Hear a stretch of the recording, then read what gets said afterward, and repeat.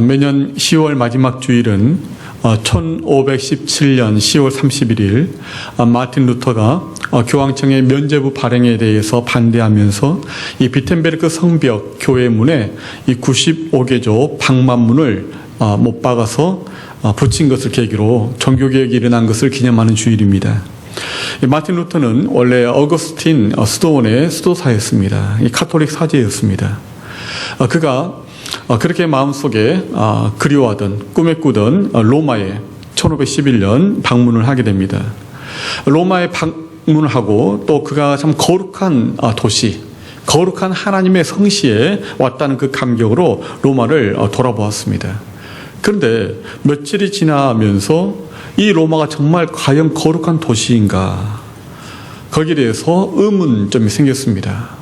로마 교황청의 관리들은 정말 부패할 대로 부패했습니다. 심지어 사제들까지도 하나님을 온전히 믿고 신뢰하며 거룩한 삶을 사는 것이 아니었습니다. 주위에서 로마 시민들의 이런 자주 말하는 이런 말들을 들었습니다. 만약에 지옥이 있다면 로마는 그 지옥 위에 세워진 도시다. 이런 말들을 공공연하게 들었습니다. 그로부터 6년 후에 마틴 루터는 비텐베르크 성벽 교회 그 문 앞에 95개조 방만문을 붙이면서 종교개혁을 시작한 것입니다. 성경 속에 이런 마틴 루터와 같은 종교개혁자들이 있습니다. 그 중에 포로 기한 후에 이스라엘의 그 포로 기한 후에 활동했던 종교개혁자들을 꼽으라면 에스라와 느헤미야입니다. 에스라는 제사장이고 율법학자이며 또한 서기관이었습니다. 에스라는 하나님의 말씀으로 이스라엘 백성들의 영적인 개혁을 주도했고요. 또 느헤미야는 이스라엘의 종교적인 그런 개혁뿐만 아니라 정치적인 개혁을 이루었던 어떤 이 두 마리의 이 쌍두마차가 이끌어가는 그런 이 마차처럼 에스라와 느헤미야가 그 종교 개혁을 이루었습니다. 오늘 그 가운데 이 에스라가 어떻게 이 종교 개혁을 시작했는지, 정말 그의 마음속에 무엇이 있었는지를 우리가 함께 말씀을 통하여 살펴보고요. 또 그 말씀을 통하여 우리가 어떻게 기도하고 또 무엇을 기도해야 될 것인지를 우리가 함께 나누는 오늘 시간이 되기를 바랍니다. 주전 5세기에 바사왕, 그렇죠. 이 페르시아의 왕 고레스가 이스라엘 백성들을 다 고향으로 돌아갈 수 있도록 허락을 해줍니다. 이스라엘 백성들이 하루아침에 이제 포로로에서 고향으로 돌아온 게 아니고요. 세 차례에 걸쳐서 이제 예루살렘으로 귀환을 하게 됩니다. 1차 포로 귀환은 기원전 537년에 수룹바벨이 이끄는 그 유대인들에 의해서 귀환이 이루어집니다. 그 다음에 2차 귀환은 그 후 80년 후 에스라에 의해서 BC 458년 예루살렘의 귀환이 이루어지고요. 그리고 3차 포로 귀환은 느헤미야의 인솔하에 14년 뒤 BC 444년 예루살렘으로 유대인들이 귀환하게 됩니다. 이 1차 포로 귀환 때에 이제 가장 중요한 일을 꼽으라면 이 스룹바벨의 시도하에 무너져버린 예루살렘의 성전을 다시 재건한 바로 그 일입니다. 이제 솔로몬의 그 무너져버렸던, 불타버렸던 그 성전터에 다시 이스라엘 백성들이 성전을 건축했습니다. 그런데 이 눈에 보이는 성전은 건축했지만, 하지만 그 안에 있는 눈에 보이지 않는 성전은 여전히 건축되지 못했습니다. 에스라가 이스라엘 예루살렘으로 돌아오자 그에게 이런 소식이 들려왔습니다. 지금 예루살렘에 또 이 유대인들의 신앙생활이 너무나 엉망이라는 것입니다. 하나님께 대한 예배가 다 무너져 버렸습니다. 하나님께 헌신하는 그 헌신도 사라졌습니다. 안식일조차 제대로 지키지 않았습니다. 뿐만 아니라 우상 숭배, 이방 민족들의 그 우상 숭배를 그대로 따라하면서 하나님을 섬긴다고 하지만 또한 우상도 함께 섬기는 그야말로 방탕하고 태폐적인 그런 생활을 그대로 따라 살고 있었다는 것입니다. 그래서 에스라는 그 소식을 듣고 탄식합니다. 너무나 놀라고 너무나 당황합니다. 어떻게 하나님의 또한 구원을 얻어서 다시 고향으로 돌아왔는데 어떻게 또한 이렇게 이방 민족들의 죄를 그대로 따라가며 그렇게 하나님을 버리며 살 수 있을까? 기가 막혔습니다. 그래서 이 에스라는 정말 자신의 옷을 찢으면서 하나님 앞에 넋을 놓고 앉아 있는 것입니다. 유대가 멸망하고 바벨론 포로가 됐던 그 원인이 바로 우상 숭배였는데 그것이 다시 이 유대인들 안에, 이 유대 땅 안에 만연되는 그런 상황이었다는 것입니다. 에스라는 눈에 보이는 성전이 중요한 게 아니고 눈에 보이지 않는 성전이 중요하다는 것을 깨닫습니다. 그래서 에스라는 마음에 결심합니다. 다시 하나님의 말씀으로 돌아가야 되겠다. 성경으로 돌아가야 되겠다. 그리고 이 백성들에게 말씀을 가르쳐야 되겠다라고 그렇게 마음을 결단합니다. 신명기 29장 9절에 보면은 하나님께서 모세를 통하여서 율법을 주실 때 이런 말씀을 주십니다. 우리 신명기 29장 9절을 같이 읽겠습니다. 그런즉 너희는 이 언약의 말씀을 지켜 행하라. 그리하면 너희가 하는 모든 일이 형통하리라. 하나님의 말씀으로 돌아갈 때에, 하나님의 말씀의 원리를 따라갈 때에, 그때 우리의 인생의 모든 개인, 가정, 나라와 민족 모든 일들이 형통하게 된다는 것입니다. 그래서 에스라는 백성들에게 다시 하나님의 말씀으로 돌아가는 것밖에 없다. 이 모든 문제를 해결할 수 있는 방법은 다시 back to the Bible, 하나님의 말씀으로 돌아가야 된다. 그래서 이스라엘 백성들에게 다시 하나님의 말씀을 가르치기로 결심을 합니다.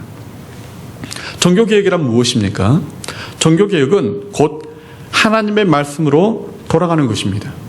마르틴 루터는 솔라 스크립투라, 오직 성경으로 라는 그 구호를 외치면서 그 당시에 잘못된 로마 교회의 전통과 그리고 또한 이 교황의 그 모든 그런 가르침, 여기에 대해서 반기를 들었습니다.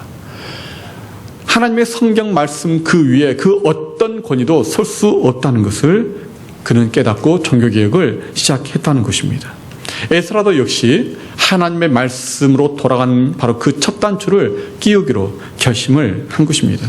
그리고 에스라는 기도하기 시작합니다. 오늘 우리가 함께 읽은 이 본문의 내용은 바로 이 에스라가 종교개혁을 앞두고 마음속에 간절히 사모했던 그 소원을 기도로 아뢰는 바로 그러한 기도의 내용입니다. 우리는 이 에스라가 기도한 그 기도의 내용들을 오늘 함께 살펴보면서 우리가 어떻게 정말 이러한 개혁을 새롭게 일으키는 일들을 할 수 있을까? 또한 어떻게 우리가 무엇을 기도해야 할 것인가? 여기에 대해서 함께 나누기를 원합니다. 오늘 에스라의 기도 속에는 세 가지 그 의식이 들어 있습니다. 그 첫 번째 의식은 공동체 의식이었다는 것입니다. 우리 5절과 6절 말씀을 함께 읽어보죠. 저녁 제사를 드릴 때에 내가 근심 중에 일어나서 속옷과 겉옷을 찢은 채 무릎을 꿇고 나의 하나님 여호와를 향하여 손을 들고 말하기를 나의 하나님이여 내가 부끄럽고 낯이 뜨거워서 감히 나의 하나님을 향하여 얼굴을 들지 못하오니 이는 우리 죄악이 많아 정수리에 넘치고 우리 허물이 커서 하늘에 미침이니이다. 에스라는 그가 그 이스라엘 백성들의 그 삶, 신앙의 그 현실을 바라보면서 절망하고 기가 막혀 앉아있다가 그의 마음을 추스리고 무릎을 꿇습니다. 그리고 하나님께 기도하기 시작합니다. 제일 먼저 기도했던 것은 바로 이스라엘 민족 백성들의 죄를 하나님 앞에 회개하는 것이었습니다. 그런데 이 에스라의 그 기도 안에 회개하는 그 기도의 그 주어가 바로 우리라는 것입니다. 에스라는 저들의 죄를 용서해 주옵소서라고 기도한 것이 아니고 우리의 죄악이 너무나 많아서 우리의 허물이 너무나 커서 하늘에 미쳤습니다. 우리의 죄를 고백하고 자복합니다. 이렇게 우리라는 말을 쓰고 있다는 것입니다. 에스라는 백성들의 그 죄를 자신의 죄로 받아들였습니다. 그리고 그 죄를 끌어안고 하나님 앞에 우리의 죄를 용서해달라고 기도하고 있는 것입니다. 이것은 지도자로서의 책임감 그리고 자기 민족에 대한 그러한 애틋한 사랑, 공동체의 그 마음을 보여주는 것입니다. 이 에스라 9장 한 장 안에 우리라는 단어가요 몇 번 나오냐면 27번이나 나옵니다.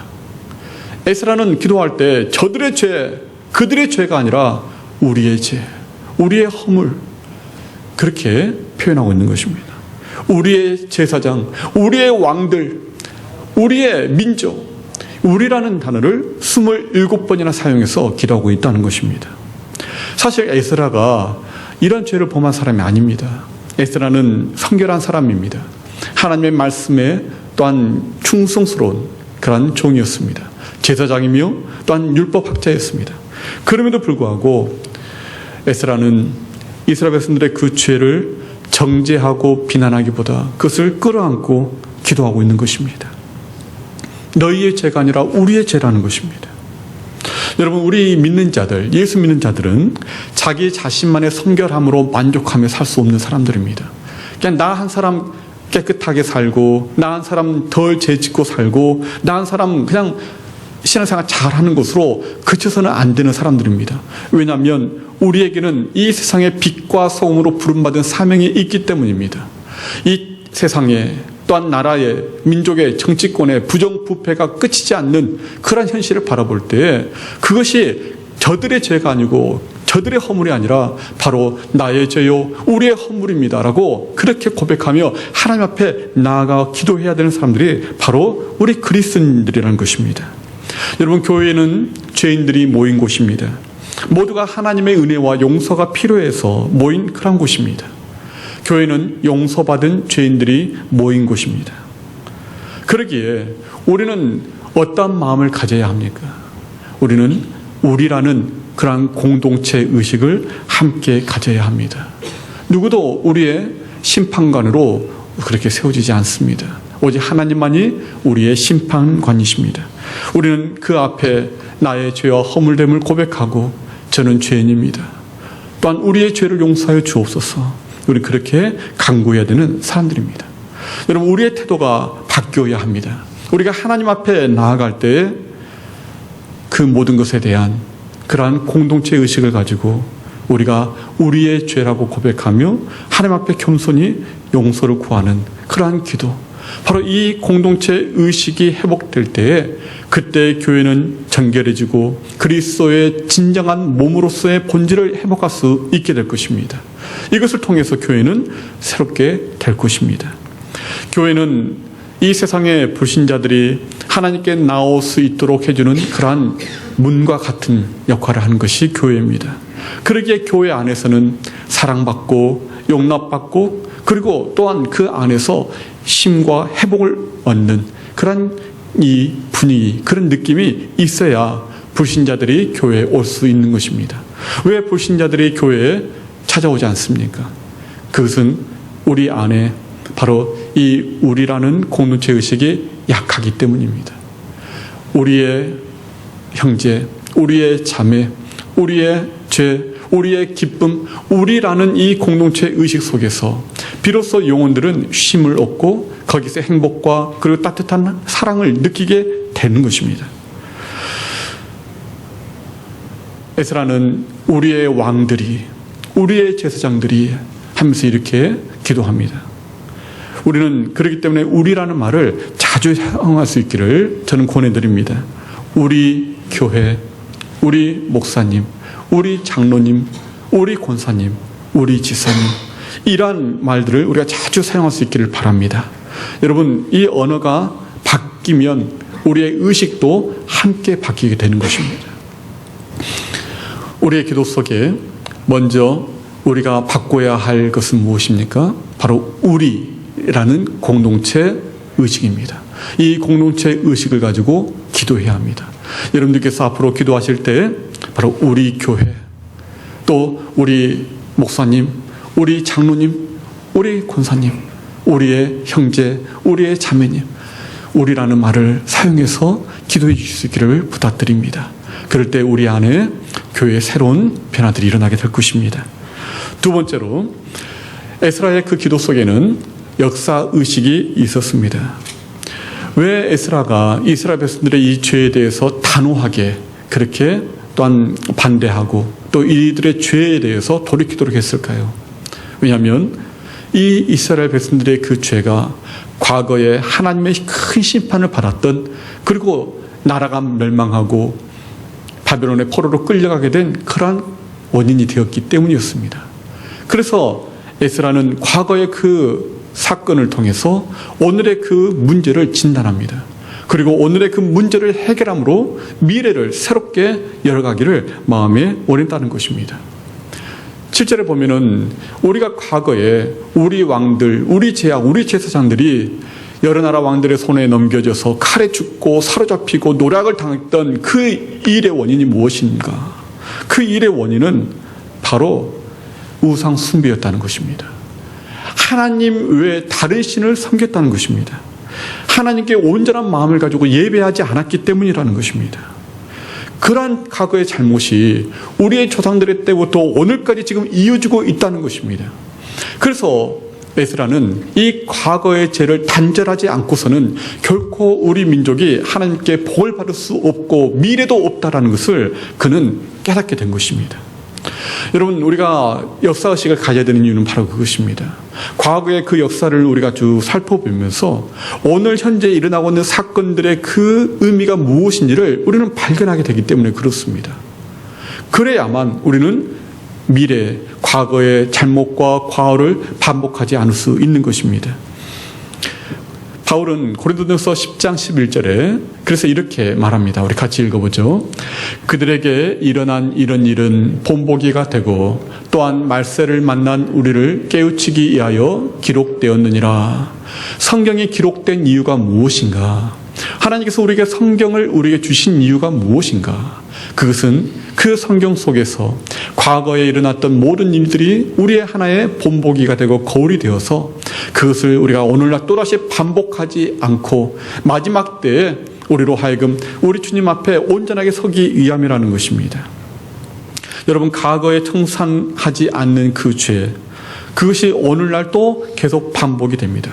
잘못된 과거와 결별하지 않으면, 그것을 매듭짓지 않으면 그것이 오늘날 또한 우리를 여전히 그 잘못을 범하도록 그렇게 이끌어갑니다.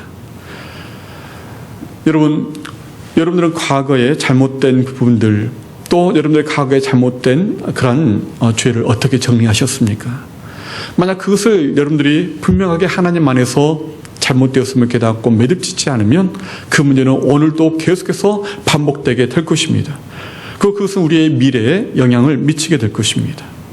과거에 그 쓴뿌리와 상처들이 있다면 그것이 복음 안에서 하나님의 은혜로 해결되지 않고 치유되지 않으면 그것은 오늘날 계속 우리를 괴롭히게 되어 있습니다. 제가 아는 어떤 목사님의 사모님이 계십니다. 그분은 14살 때 소녀 가장이 되셨습니다. 그래서 동생들을 먹여 살려야만 했습니다. 그러니 제대로 학교를 다닐 수도 없었습니다. 중학교 졸업한 것이 그 사모님의 학력의 전부였습니다. 때로는 정말 먹을 것이 없을 때 기도원에 가서 기도원에 설거지를 해주면서 그러면서 거기에서 엎드려 기도하며 하나님 앞에 또한 간구했습니다. 그 사모님은 그렇게 소녀 가장으로 그 고단한 그 삶을 살아왔지만 하지만 예수 그리스도 우리 주님 안에서 복음의 은혜를 깨닫고 그리고 치유를 받았습니다. 그 과거의 그 상처와 그 쓴뿌리들이 복음 안에서 다시 재해석되었습니다. 과거의 그 고난과 그 아픔이 예수 안에서 나에겐 전혀 새로운 그러한 하나님의 은혜의 그릇으로 바뀌게 되었습니다. 그래서 그분은 지금 정말 이 한국교회를 이끌어 나가는 정말 귀한 그런 교회 목사님 사모님으로 그렇게 귀한 사역을 하고 계십니다. 여러분, 과거의 나의 상처가 오늘날 나의 쓴뿌리가 될 수 있습니다. 열등감이 될 수 있습니다. 그리고 그것이 여전히 나를 괴롭히는 그런 이 가시가 될 수도 있습니다. 만약 내가 과거에 제대로 공부하지 못해서 내 정말 학력에 대한 컴플렉스가 있고 또 늘 정말 물질 때문에 쪼들리고 힘들어서 돈에 대한 어떤 그러한 정말 이 마음속에 이 끊임없는 이 결핍과 또 욕망을 가지고 있다면 아마 그 사람은 오늘 인생을 살아갈 때에도 그러한 상처와 결핍과 채워지지 아니하는 그런 욕망을 가지고 늘 괴로워하며 살 수밖에 없을 것입니다. 하지만 그것이 예수 그리스도 복음 안에서 재해석이 될 때, 나의 과거의 그 인생이 다시 그 복음의 관점에서 다시 하나님의 그 고난의 관점에서 해결될 때, 오히려 그것은 그 인생을 더욱더 깊어지게 만들고 또 풍성하게 만드는 그러한 하나님의 은혜의 도구가 되는 것입니다. 여러분, 사도 바울이 그러지 않습니까? 내가 과거에 나는 정말 가말리엘 문화의 참 문화생이었고 또 뛰어난 율법학자였고, 나는 정말 베냐민 지파는 사울 왕의 왕족입니다. 나는 왕족 그런 이 가문에서 태어난 사람이었고, 그리고 또한 모든 사람들이 부러워했던 로마 시민권도 내가 가지고 있었던 그런 사람이었다는 것입니다. 학력, 경력, 집안 모든 걸 다 가지고 있었던 사람이었습니다. 그런데 그분이 예수 그리스도를 만나자 그 모든 것들이 다시 재해석됩니다. 이거 다 해봤더니, 이거 다 가져봤더니 별거 아니더라. 그걸 깨닫게 되는 것입니다. 많은 사람들이 그렇게 원하고 가지려고 몸부림치셨던 그 모든 것들 내가 다 해보니까 예수 믿고 나서 보니 별거 아니더라. 이것이 바울의 고백 아닙니까? 바로 이것입니다. 예수 그리스도의 복음 안에서 나의 과거가 재해석될 때 그것이 나의 현재의 삶을 바꾸고 나의 미래를 아름답고 풍성한 그런 미래로 바꾸게 될 줄 믿습니다. 바로 에스라는 이러한 역사의식이 있었다는 것입니다. 이 역사의식을 통해서 이스라엘 백성들에게 우리가 과거의 그 모든 과오와 잘못을 단절하고 그것을 반복하지 않도록 하자. 그리고 새로운 하나님의 복된 그런 나라, 그런 민족이 되도록 우리의 미래를 준비하자고 그렇게 권면하는 것입니다. 여러분, 우리의 기도 속에 이 역사의식이 담겨 있어야 합니다. 내가 과거에 단절하지 못한 죄가 있다면, 내가 과거에 아픈 상처와 또 쓴뿌리가 있다면 그것이 오늘날 내 인생의 발목을 잡지 못하도록, 내 마음에 상처가 되고 그 열등감이 되지 않도록, 컴플렉스로 나타나지 않도록 예수 그리스도 안에서 내가 가난에도 처할 줄 알고 부한데도 처할 줄 알아서 내가 모든 일에 자족함을 내가 배웠다. 모든 것에 만족함을 배웠다.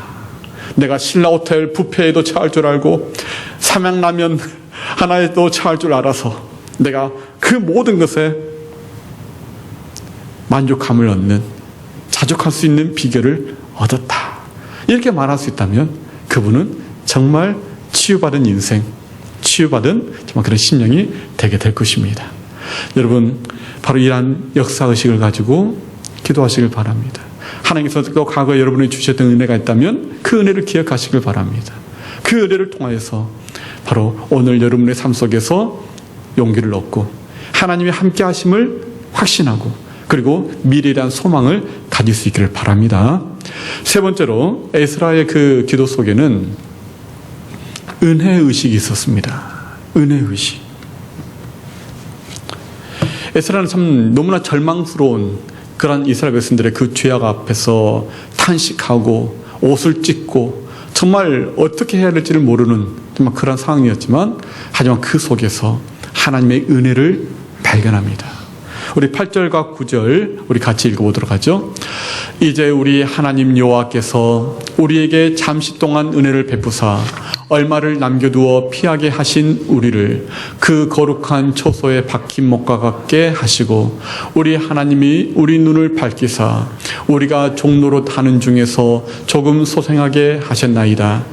우리가 비록 노예가 되었사오나 우리 하나님이 우리를 그 종살이 하는 중에 버려두지 아니하시고 바사왕들 앞에서 우리가 불쌍히 여김을 입고 소생하여 우리 하나님의 성전을 세우게 하시고 그 무너진 것을 수리하게 하시며 유다와 예루살렘에서 우리에게 울타리를 주셨나이다. 아멘. 우리가 과거에는 노예였지만, 과거에는 정말 자유가 없는 포로의 몸이었지만 하나님께서 우리에게 은혜를 거두지 않으셨다는 것입니다. 하나님께서 우리에게 은혜를 베풀어 주시고 또 불쌍히 여겨주셔서 우리로 하여금 다시 고향으로 돌아올 수 있게 해주시고 하나님의 성전을 세우게 해주시고 그리고 또한 성벽을, 울타리를 다시 건축할 수 있도록 해주셨습니다. 이 모든 것이 하나님의 은혜입니다 라고 고백하고 있다는 것입니다.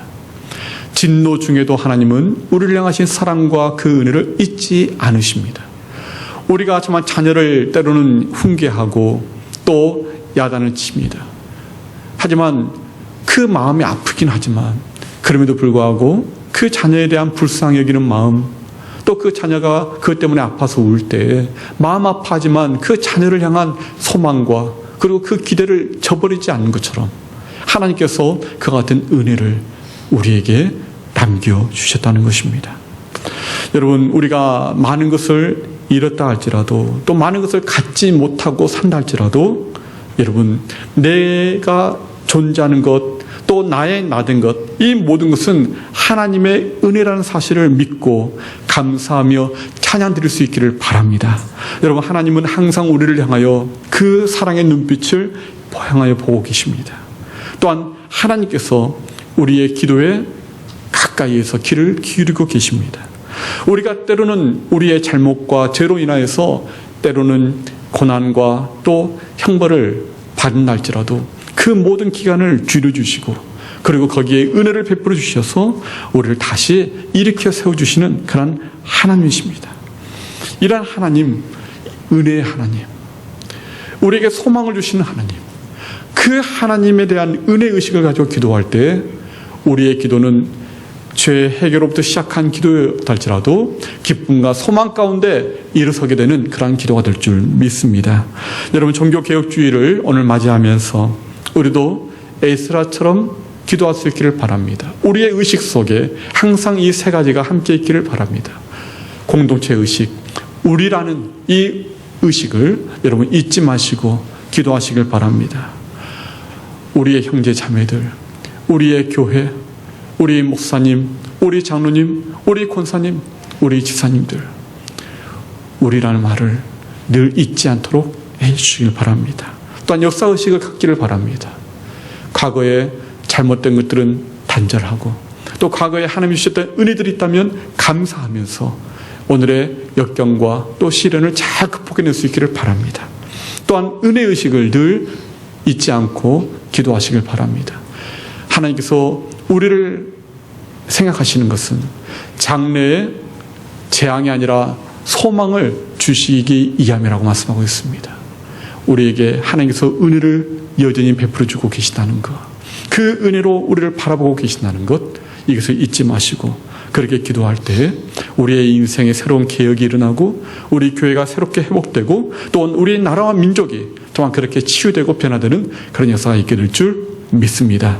여러분, 그와 같은 심령으로 기도하고 그리고 하나님의 은혜를 우리가 바라볼 수 있는 우리 모두가 될 수 있기를 주의 이름으로